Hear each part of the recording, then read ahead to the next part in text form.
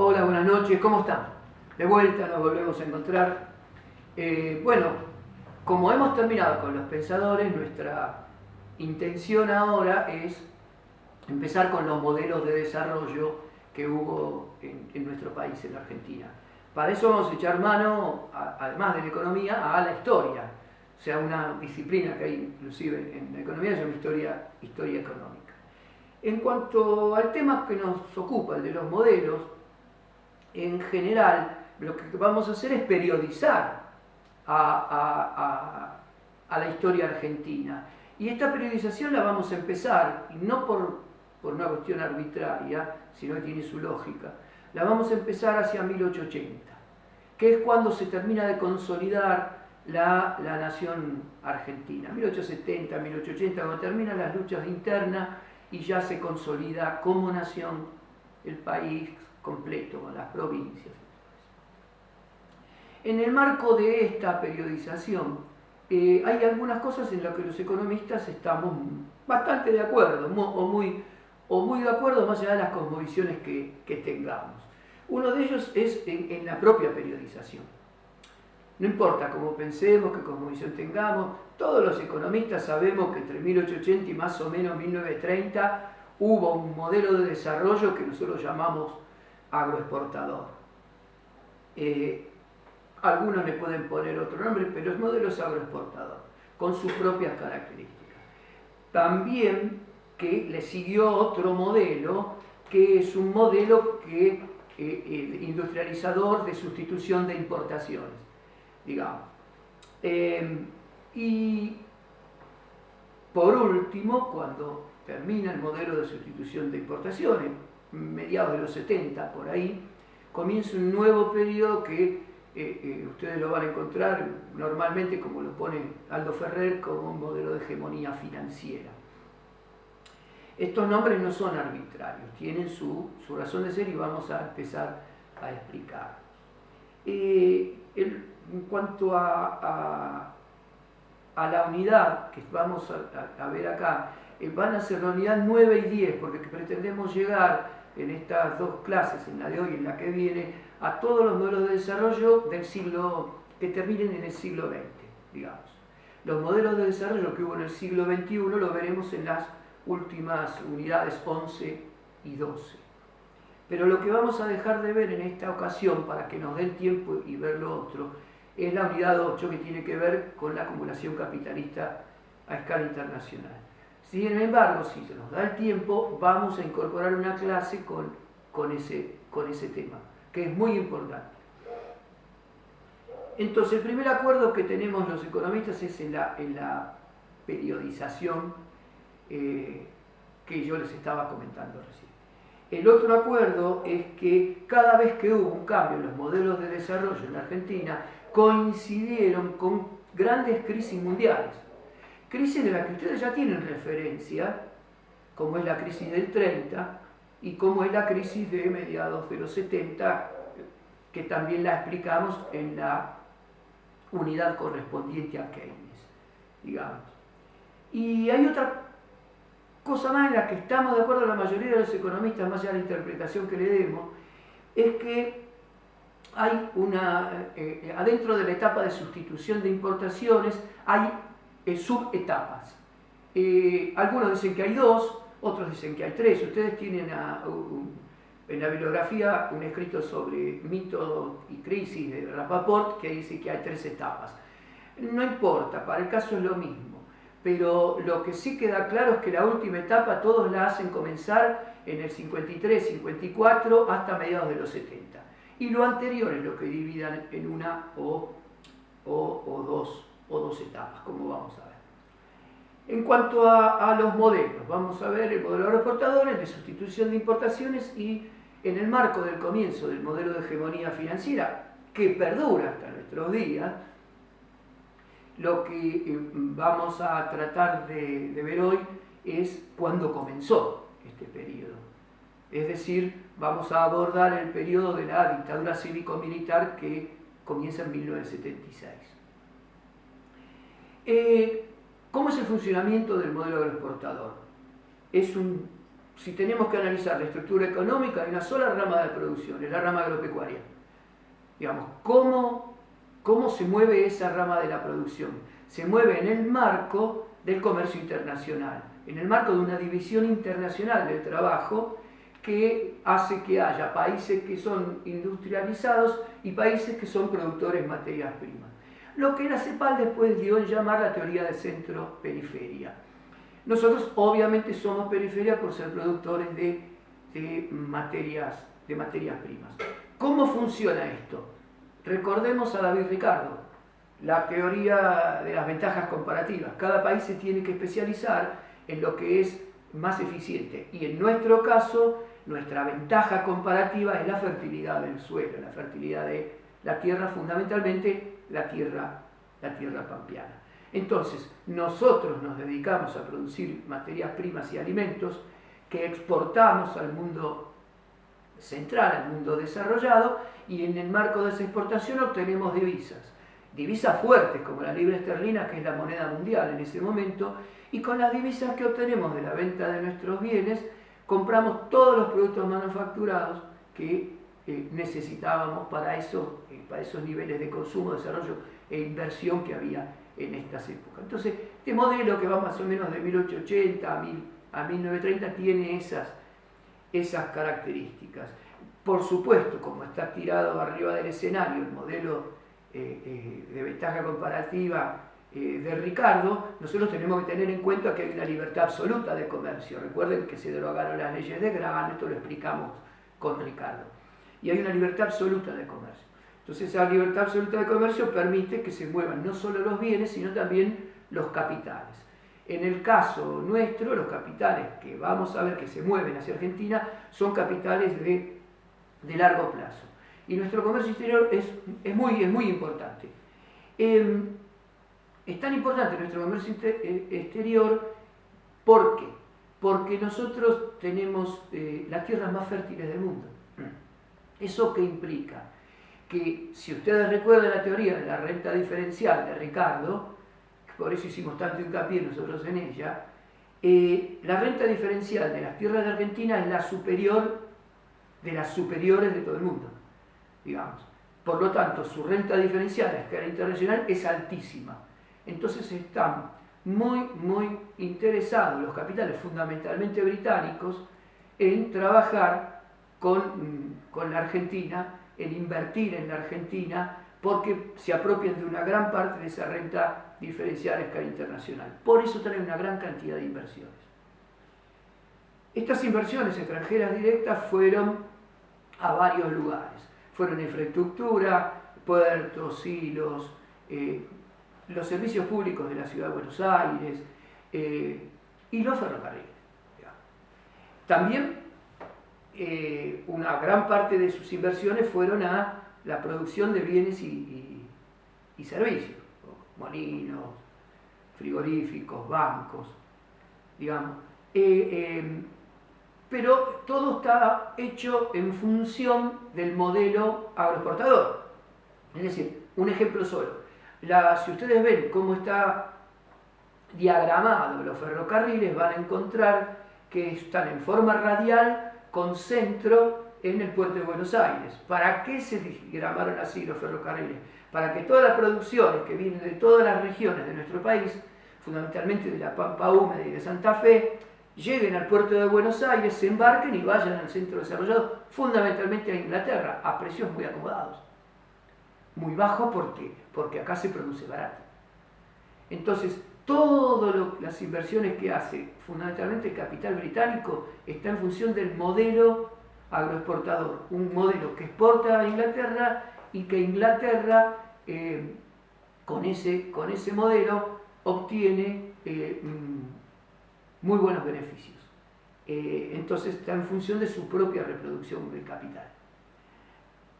Además de la inversión extranjera directa en infraestructura, además de la inversión extranjera directa en producción de bienes y servicios, como dijimos, también hay una fuerte inversión en el Estado. Es decir, hay un financiamiento muy fuerte al Estado argentino. Se le dan muchos préstamos en mucha cantidad. ¿Y eso por qué? porque el Estado argentino tiene que ponerse en garante de la reproducción del propio modelo agroexportador en función de los intereses ingleses o británicos, digamos. Por eso es muy fácil lo que pasó acá. La generación del 80 pensó en esta salida, este modelo, una salida agroexportadora, en donde hay unas pocas familias que tienen la inmensa mayoría de las tierras, digamos, porque el reparto de la tierra fue latifundista en nuestro país, y que inclusive esas propias familias deciden quién gobierna. Digamos, por lo menos hasta 1912, que estuvo la ley Sáenz Peña de voto obligatorio, ellos decidían quién ganaba, quién no ganaba, quién era el presidente, quién era el ministro de Economía. O sea, formaban parte de la élite dominante y al mismo tiempo ponían a los gobernantes. Era un gobierno de unos pocos, de estos terratenientes, que eran unas pocas familias, 200, 250. Por eso se lo llamó oligarquía. O sea, la oligarquía quiere decir gobierno de unos pocos.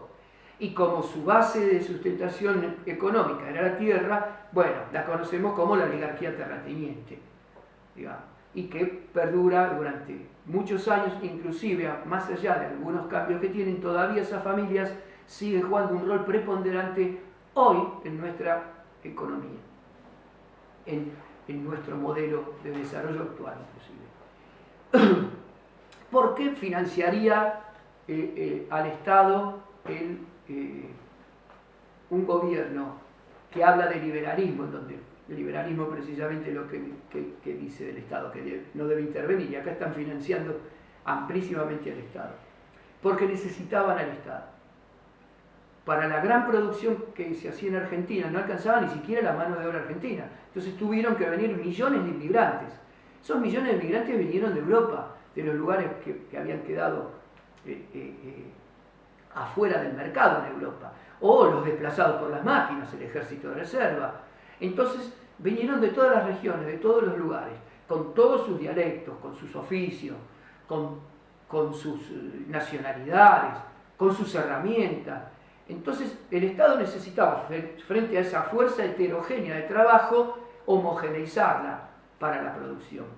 Es así que se financia el Estado para que promueva la educación de todas estas masas inmigrantes que vienen, para enseñarle el idioma, para enseñarle a leer y escribir, y para enseñarles también la noción de patria y a esa noción de patria a la que van a pertenecer a partir de ahora ellos, sus hijos, sus nietos, sus bisnietos y muchos de nosotros que provenimos de esa inmigración, básicamente.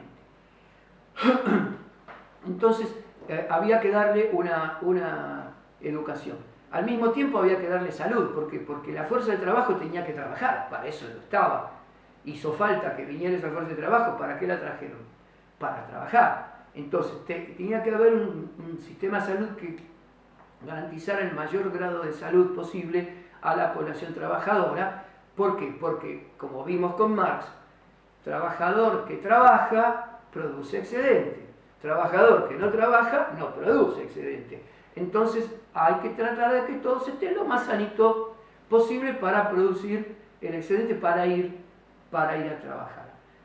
Al mismo tiempo necesitaban del Estado los servicios de seguridad y de justicia. ¿Por qué seguridad y justicia? Porque con estos inmigrantes no solo vinieron sus oficios, sus familias, sus dialectos, sus religiones, armaron sus clubes, sino que vinieron también sus ideas. Y es así como ingresan por primera vez en nuestro país, y la única oportunidad que había era esa, las ideas anarquistas y las ideas socialistas marxistas, que no las dejaron olvidadas en sus países estos trabajadores. Y acá vinieron y se organizaron también en clubes de sus propias nacionalidades, y se organizaron en clubes que muchos todavía existen, de inmigrantes, pero también organizaron gremios y organizaron sindicatos. Y como buenos trabajadores y buenos luchadores por los trabajadores, empezaron a pedir derechos laborales, derechos como seres humanos. Y esto no le caía bien a la clase dominante. Entonces necesitaba que frente a cualquier pedido de aumento de sueldos, de algunos de algún derecho laboral, de achicar la jornada laboral y no trabajar las 12, 14, 16 horas que se les hacía trabajar. Todo eso no le venía bien a la clase dominante, que necesitaba producir para exportar. Por lo tanto, cualquier atisbo de protesta, aunque sea una pacífica huelga, era reprimida y se firmaron leyes represivas que la justicia precisamente se encargaba de aplicar. Hubo leyes de residencia, por ejemplo, que consideraba delito a cualquier extranjero que alterara el orden público, siendo alterar el orden público, por ejemplo, hacer una huelga por más pacífica que fuera. Ya se lo expulsaba.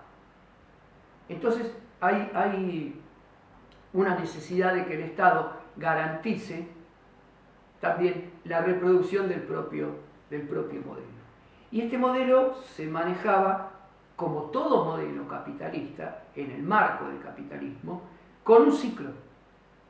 ¿Y cómo era el ciclo agroexportador?